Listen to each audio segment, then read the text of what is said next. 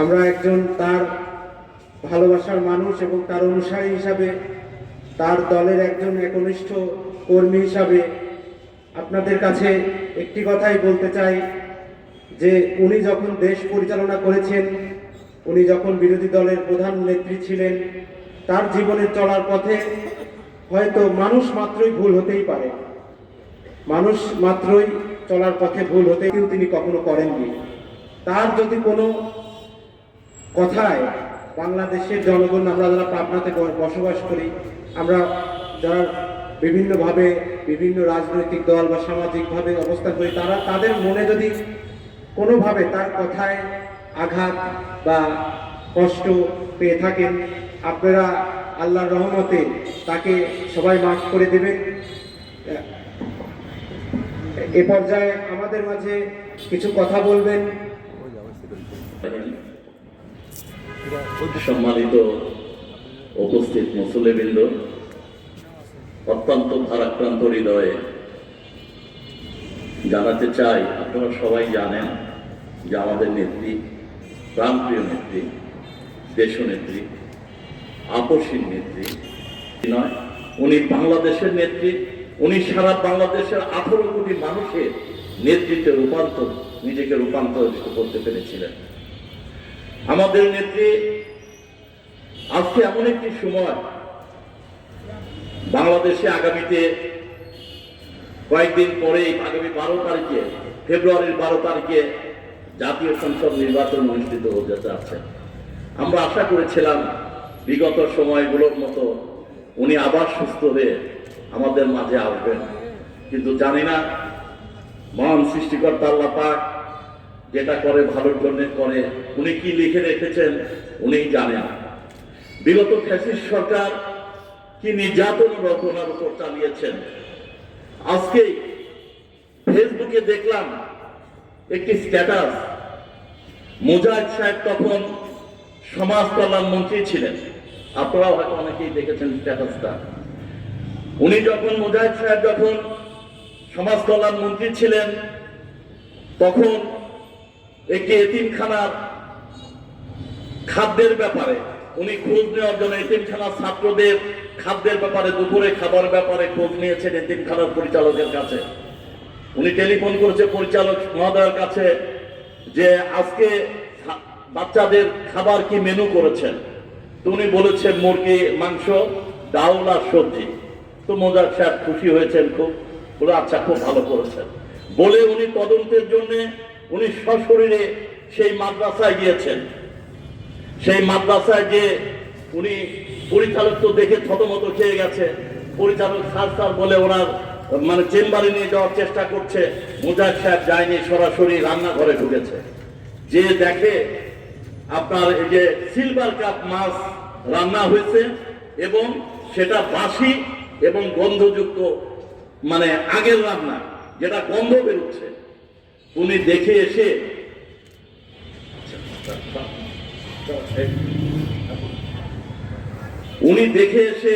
উনি আর কোনো কথা বলেন নেই। মুজাহিদ সাহেব ওনাকে সাসপেন্ড করে দিয়ে উনি চলে আসছে, সাসপেন্ড করে রেখে উনি চলে আসছে ওনার কর্মস্থলে আসার পথে। ইতিমধ্যে উনি যখন সেই মাদ্রাসা থেকে মুজাহিদ সাহেব বের হয়ে এসেছে, তখন সেই মাদ্রাসার শিক্ষক, সেই প্রিন্সিপাল পরিচালক সাহেব রিং দিয়েছেন দেশনেত্রী বেগম খালেদা জিয়ার কাছে যে ম্যাডাম আমি বিএনপি করি, সেই কারণে আমাকে উনি অন্যায়ভাবে সাসপেন্ড করে চলে গেল। তারপরে ম্যাডাম যখন খোঁজ নিয়েছে এবং মুজাহিদ সাহেবের কাছেও খোঁজ নিয়ে মুজাহিদ সাহেবের কাছে রিং করেছে ম্যাডাম নিজেই, যে মুজাহিদ সাহেব আপনি যে গিয়েছিলেন আসলে বিষয়টি কি। তখন বলছে ম্যাডাম এই ঘটনা, উনি আমাকে এই কথা বলেছিল, আমি সরাসরি ভিজিট করে এসে দেখেছি, যার কারণে আমি সাসপেন্ড করেছি। বলছে ঠিক আছে, আপনার অফিসে যাওয়ার আগে আপনি আমার সঙ্গে দেখা করে যাবেন। তারপরে মুজাহিদ সাহেব সরাসরি তার মন্ত্রণালয়ে যাওয়ার আগে ম্যাডামের চেম্বারে অফিসে ঢুকেছে। যে ম্যাডাম তখন বলছে আপনি ওনাকে এত বড় ঘটনার পরে সাসপেন্ড কেন করলেন, ওনাকে কেন বহিষ্কার করলেন না আপনি। পরে ম্যাডাম নিজে ওই পরিচালককে বহিষ্কারের চিঠি করে মুজাহিদ সাহেবের হাতে ধরিয়ে দিচ্ছেন, যে এটি নিয়ে যান, আপনি এখানে স্বাক্ষর করে পাঠায় দেন ওনার আর চাকরি নেই, উনি ছাড়বেন না, ওনাকে চাকরি থেকে স্যাক করা হলো। তো ম্যাডাম ছিলেন এইরকম। আর সেই ম্যাডাম এতিমদের পয়সা আত্মসাৎ করার কারণে তাকে 5 বছর আবার তা বৃদ্ধি করে 10 বছর জেলে রূপান্তরিত করেছিল এই ফ্যাসিস্ট সরকার। সেই কারণে বলতে চাই যে দেশনেত্রী যে অবস্থায় থেকেছেন, গণতন্ত্রের জন্য আন্দোলন করেছেন, ন্যায়ের জন্য আন্দোলন করেছেন। আপনারা জানেন আলেমদের উপর বিগত ফ্যাসিস্ট সরকারকে নির্যাতন করেছে, হেফাজতের উপর যে অত্যাচার করেছে, হেফাজতের অনেক নেতা কর্মীদের মেরে হত্যা করে রাতের অন্ধকারে গোপন করে দেওয়া হয়েছে, গুম করে দেওয়া হয়েছে। কিন্তু আমাদের নেত্রী ইমামদের, আলেমদের বিষয়ে অত্যন্ত আবেগপ্রবণ ছিলেন। ওনার সময় কোন আলেম বাংলাদেশে নির্যাতিত হয়েছে এরকম কোন রেকর্ড দেশ নেত্রী বেগম খালেদা জিয়া রাষ্ট্র পরিচালনা করার সময় ছিল না। সম্মানিত সাথী বন্ধুরা, সেই কারণে আজকে বাঙালি জাতি আজকে এমন একজন নেতাকে হারিয়েছে, এমন একজন নেত্রীকে আমরা হারিয়েছি। 1000 বছরে এইরকম নেত্রী বাংলাদেশের মাটিতে আর জন্ম নেবে কিনা আমরা জানি না। সেই কারণে আমরা বলতে চাই, দেখেন আল্লাহ পাক ওনাকে কত ভালোবাসে। আজকে যদি ফ্যাসিস্ট সরকার থাকতো, দেশ নেত্রী বেগম খালেদা জিয়া যদি মারা যেতেন, তাহলে ওনার স্বামী সাবেক দেশের রাষ্ট্রনায়ক, স্বাধীনতার ঘোষক, শহীদ প্রেসিডেন্ট জিয়াউর রহমান সাহেবের কবরের পাশে তার সহধর্মিনীর দাফন হতো না। বন্ধুরা, আল্লাহ পাক নির্ধারণ করেছেন দেশ নেত্রী বেগম খালেদা জিয়া থাকবেন সহ সারা বাংলাদেশের সমস্ত মানুষ আমরা প্রাণ ভরে ডক্টর ইউনূসের জন্যও আমরা দোয়া করব যে দেশ নেত্রী জেল থেকে বেরোনোর পরে বন্দী অবস্থায় থেকে এই ফ্যাসিস্ট সরকারের নির্যাতনের বন্দী অবস্থা থেকে মুক্তি পাওয়ার পরে এই ডক্টর ইউনূস সাহেব দেশ নেত্রীকে যে সম্মান দিয়েছেন, এই সম্মান আমরা কোনোদিনও ভুলব না। এই কারণে বাংলাদেশের মানুষ এই বর্তমান সরকারের মাননীয় প্রধান উপদেষ্টা ডক্টর মোহাম্মদ ইউনূসকে আমরা আবারও কৃতজ্ঞতা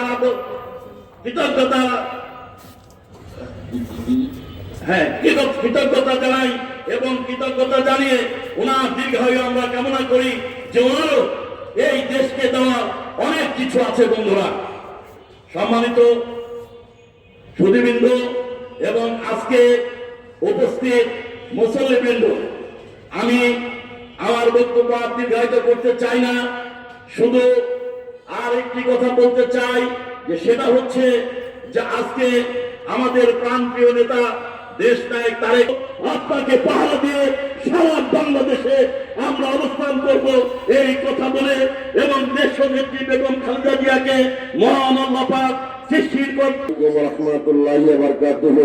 এই পর্যায়ে আজকের যে আয়োজন, এই জানাজা নামাজের বেগম খালেদা জিয়ার গায়েবানা জানাজায় আজকের মুহূর্ত অত্যন্ত শোকাহত। শুধু আমরা নয়, সমগ্র বাংলাদেশের মানুষ আজকে শোকাহত। বলি তারেক রহমানের মধ্যেও দিয়ে দেয় আগামীতে যে জাতীয়তাবাদ চেতনার ধারক হিসাবে, জাতীয়তাবাদ আদর্শের অনুসারী আমরা যেন তার দৃষ্টান্ত প্রতিস্থাপন করতে পারি এই বাংলাদেশের মাঝে। আমি আপনাদের সকলের সুস্বাস্থ্য কামনা করি। যারা এখানে যেটা বান্দার জন্য কল্যাণকর, যেটা ভালো সেটাই করি। অত ইজ্জু মান তাশা, অত দিল্লু মান তাশা। সম্মানদার মালিক কে? আল্লাহ। আমরা চাই, আমার যতটুকু বয়স আমি দেখেছি নিঃসন্দেহে তিনি একজন ভালো নেত্রী ছিলেন। এটা আল্লাহু আকবার।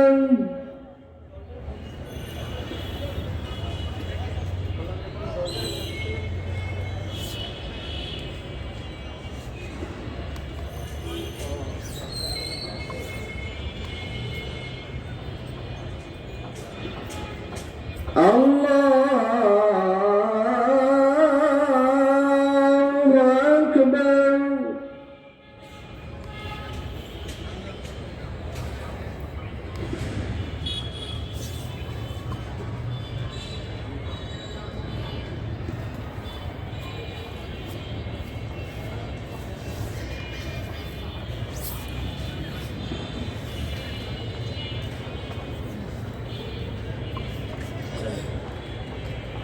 الله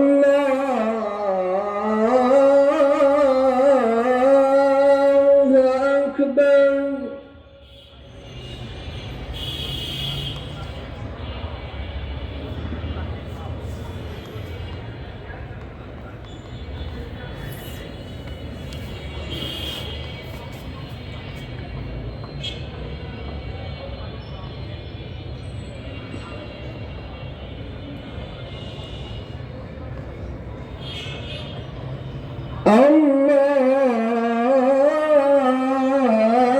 الله أكبر السلام عليكم ورحمة الله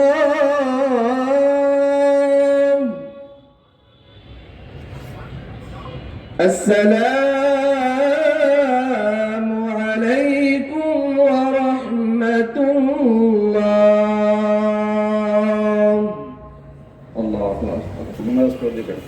আচ্ছা আমরা সংক্ষিপ্ত দাঁড়াই 1 মিনিট জন্য আমরা মনোযোগ করব সকলের জন্য আল্লাহুম্মা আমিন